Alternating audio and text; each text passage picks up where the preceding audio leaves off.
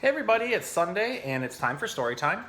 My very special guest today is a very cool lizard called a Uromastyx. Now, specifically, this one is a Nigerian Uromastyx. There's lots of different types of species of these guys. Typically, they're kind of named after the country that they're found in. So they're primarily an African lizard. Now, there's lots of cool features about these lizards. Being that they come from such dry regions, these guys almost never encounter water. They aren't really known for drinking water at all. Mainly, they're going to be getting all their hydration from the things that they eat. So different types of desert vegetables and seeds, things like that. They have a very specially modified mouth that looks a little bit different than most lizards. Hopefully you can kind of see it there, but it's almost shaped like a bird beak in a way. It has these little ridges across the side that help them to crack open things like seeds. This way he can get all the things that's inside of them. These guys also have a very special gland that helps them to retain water. Simply because there isn't a lot of water where they're at, whatever they get from their food, they got to be able to hold on to for a while. So sometimes they'll get mineral deposits around their nostrils. And it's not really easy to see on him because there isn't really a lot of salt or anything on there, but basically that special gland helps to filter out the minerals from the water, and then it expels out through the nostrils. So sometimes they get like these like crusty white things around their nose, but it's just mineral and it's not going to hurt them. Now, the absolute coolest thing about these guys, I think, aside from the way that they look with their awesome spiky tail, is that their temperature range out in the wild can go up to over 120 degrees. So during the daytime, their favorite types of temperatures are going to be about 85 to 120, sometimes 130 degrees. But deserts also get very cold at nighttime, so the temperatures will drop and can get down into the 40s, 50s, or 60s.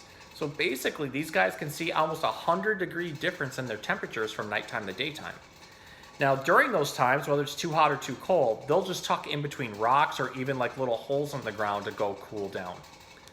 Now, before we've talked about how with birds, usually the male birds are the ones that are very brightly colored and females are very dull.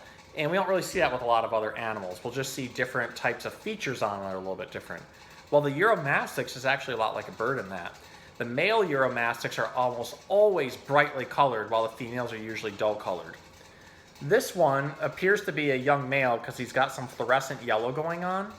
He's getting ready to shed, so it's kind of dull right now. But a really cool feature about that is the more heat that they have and the more UVB radiation that they have, which is natural radiation from the sun, the brighter that they become.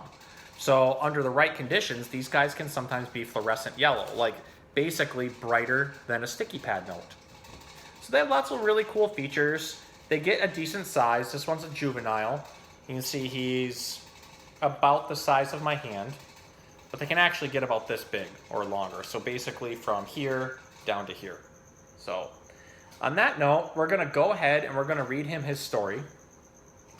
And after all that time of talking about him, Hazel, our bunny, finally stopped drinking, so we're not hearing the water bottle go nonstop. So now we can read our story to our little guy. This story is by Elphinstone Darrell. It's called Why the Sun and the Moon Live in the Sky. It's an African folktale, and I figured since we're talking about an African animal, it'd be cool to read an African story. So, here we go.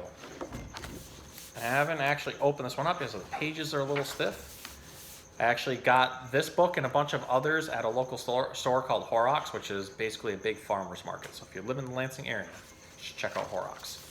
So, all right, buddy, you ready? Many years ago, the sun and water were great friends, and both lived on the earth together. The sun very often used to visit the water, but the water never returned his visits. At last, the sun asked the water why it was that he never came to see him in his house. The water replied that the sun's house was not big enough, and that if he came with his people, he would drive the sun out.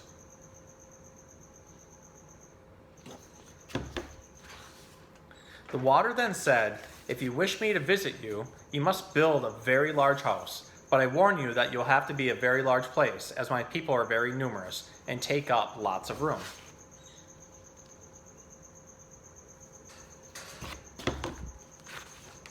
The sun promised to build a very large house, and soon afterwards he returned to his wife, the moon, who greeted him with a broad smile.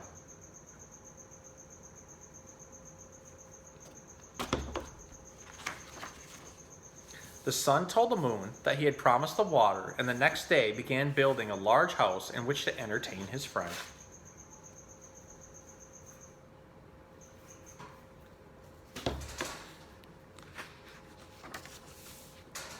When it was completed, he asked the water to come and visit him. Hold a little bit closer, but I love the way water is drawn with a fish head.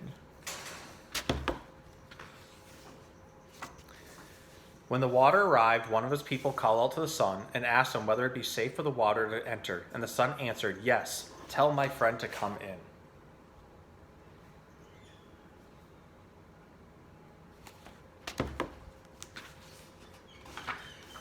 The water then began to flow in, accompanied by the fish and the water animals. That's some amazing artwork.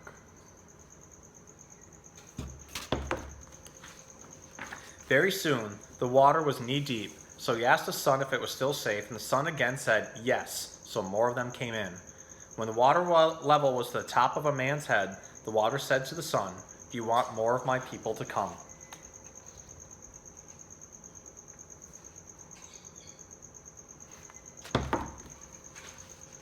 And the sun and the moon both answered yes, not knowing any better, so the water's people flowed on, until the sun and the moon had to perch themselves on top of the roof.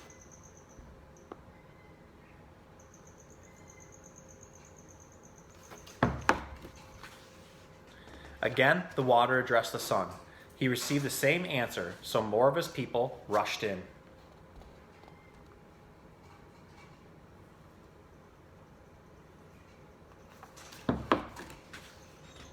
The water very soon overflowed the top of the roof, and the sun and the moon were forced to go up into the sky, where they have remained ever since.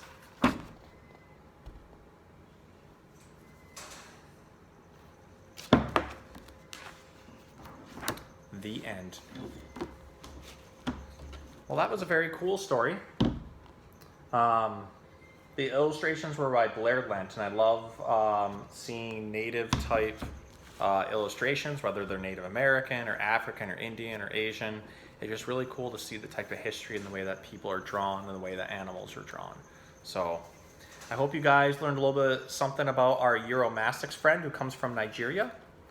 And I hope that you enjoyed our awesome story, Why the Sun and the Moon Live in the Sky. So I'll see if it says anything else about the author in here real quick before I let you go.